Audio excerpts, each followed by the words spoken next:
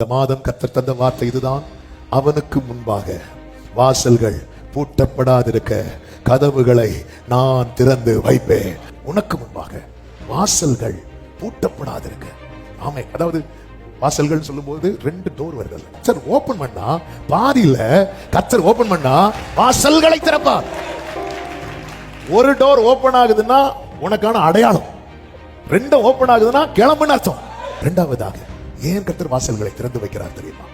ஆமே, நாம் அடைந்து கிடப்பதை அவர் விரும்பவில்லை.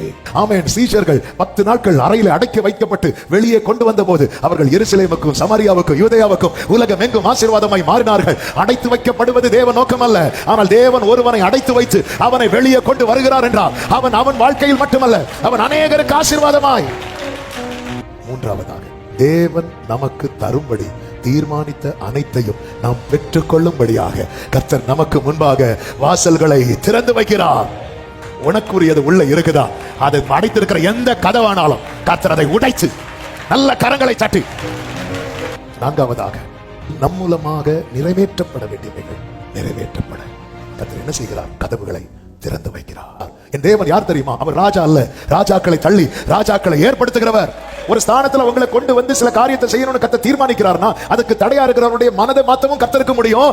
ஆமென். அதுக்கு தடையா இருக்கிறவர்களை மாத்த கர்த்தருக்கு முடியும். ஐந்தாவது ஒரு காரியத்தை சொல்லி சொல்லுங்க. எதற்காக கர்த்தர் இதை செய்கிறார்?